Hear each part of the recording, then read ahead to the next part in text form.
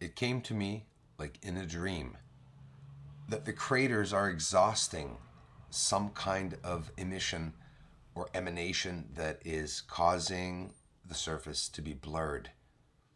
I am seeing and noticing what looks like a haze or a smoke or some kind of wave field, undetectable but sort of detectable, coming from most, if not all, of these craters. We see pipes leaving them, tunnels leaving them, leading us to believe colors on the surface too, leading us to believe that there's something different than to what we were taught about what is on the moon. This is Mare Serenitatis, and that's Bessel crater. Look at the emanating lights that's coming from it. Look at the light sources. Most of these domes or craters, whatever they may be, it looks like the oscillation is sort of caused by whatever's coming from them, maybe a wave field or something. Just shooting that out there so that you guys can notice certain craters. I have seen what looks like smoke or haze coming from the insides of them, the ones that are cracked, they say, or that have those black lines in the shadows. So the moon is still over 80% illuminated, I think 83 point something. But yeah, as we're going across the surface, we see that the illumination is not the same. It's sort of like taking a television screen and one night you get there and you're watching television, but it looks like you're watching it. It's sort of the same image, but different, meaning the oscillation is never the same. I'm trying to pinpoint why it is that every time we go up on the surface of the moon, that the moon looks different. We're always in the same place. The oscillation on the surface of the moon is coming more around the areas where there are excessive amounts of craters. In the Southern Highlands, for example, where we see Clavius crater, it's in the Southern Highlands. There's a lot of craters. If you want to know where the Southern Highlands is, you can easily know by looking at the moon and pinpointing your eyes directly at the area where you see the most craters.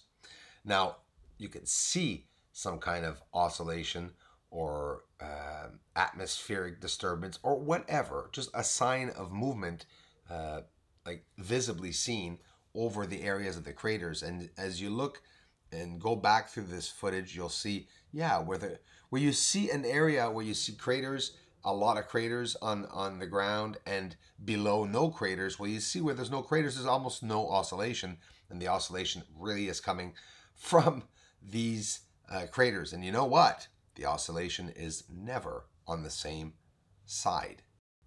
Passing off these white lines that we see on the surface that run for over 1,000 miles, passing them off for ejecta, I just think it's pretty lame. I think we should look into it a lot more. And how the heck can lava travel thousands of miles up and down mountains in the straight path? Well, if you look at Kailua in Hawaii right now, that's erupting. It's been 4 weeks it's been erupting, maybe even a bit longer than that.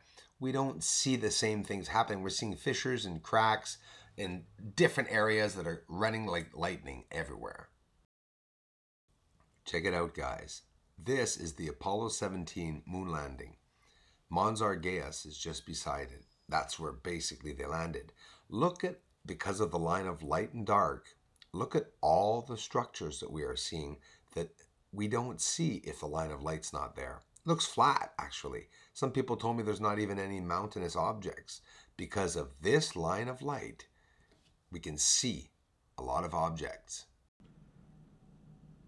2.5 weeks and I'll be outside watching the skies at night. Last night, I saw UFOs all night. With the visible eye, straight paths going at high speeds, very high altitudes, could be satellites, could be, some of them could be crafts, some of them looked like they were orbs, and in often the same directions. No, that's not true. North to south, east to west, west to south, it's never the same. And we can see them running by in excessive speeds.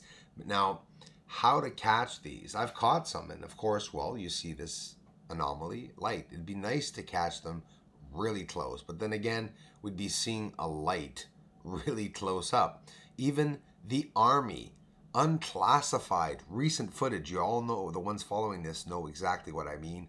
That UFO that they found, the jet pilot, we could hear audio of him recorded saying that this object was moving, and he himself and the footage themselves that they presented to the world does not show a form or shape.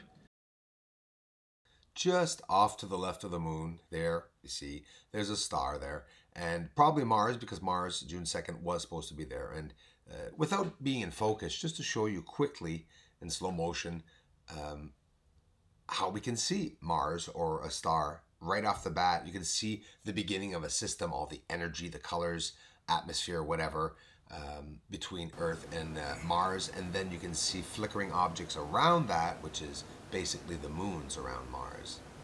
It's not the same clarity, isn't it? When the moon is not full, it's a lot clearer. The more full the moon is going to be, well, the brighter and blurrier it seems to be. That's just how it is.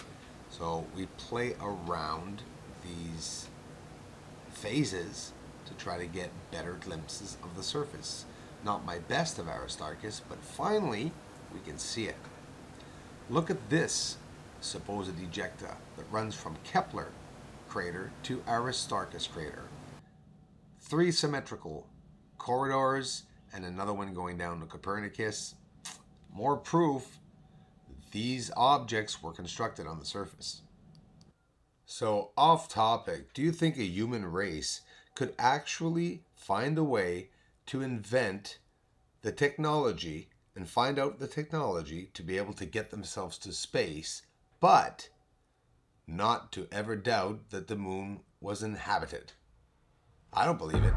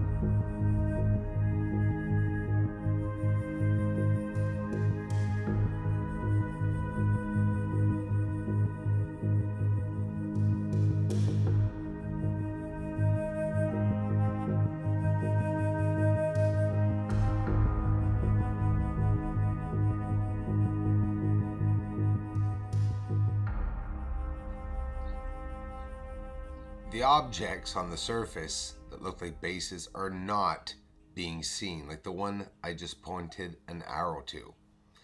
This is a nice wide angle view.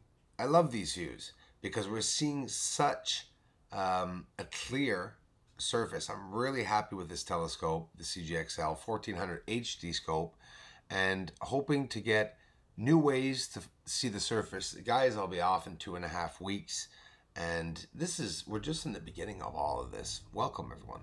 Many people have come together as a group to support me, all of us together, so that we can get ahead and continue our research and to see what is out there. And I owe great thanks to all the supporters, contributors, and to everyone who comes here to comment. First of all, Mr. GRAHAM SAMTEN, thanks a lot, buddy. Because of you and all your help, well, and the several kind donations, it's what makes this channel thrive. Thanks a lot.